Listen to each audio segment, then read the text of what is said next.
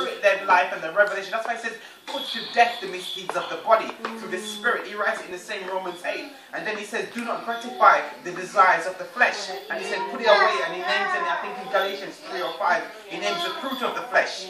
And that's what he says in Ephesians. He talks about the fruit of the Spirit.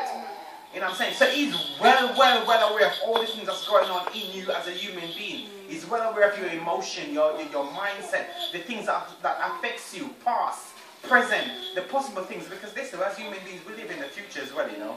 Because we think of the things that we'd like, the things that we want to do, the things that we want. Especially if we're going to a bad patch. If we're going to a bad patch on a rock road, we think of every nice good thing that we want to come underneath the sun.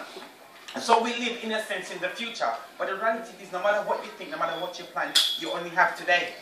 You can think as much as you want, you can plan for next year, next 10 years, 5 years. The only time you have is right now. Reality now. You have to deal with right now. You know what I'm saying? So looking into that, we realize that, you know, through the word that Paul written in the Apostles, guys, that, you know, his character seems pretty clean. His writing shows that, you know, he struggled like all of us. But one of the good things about him, he acknowledged the flaws, and he acknowledged his weaknesses, and he acknowledged the stuff that troubles him. And I think that's one of the things, you know. Mom was using the word holier than how a moment ago. And sometimes as Christians, we like to dismiss the things that are wrong with us. No, we need to look at it. And that's one of the things that Paul looked at.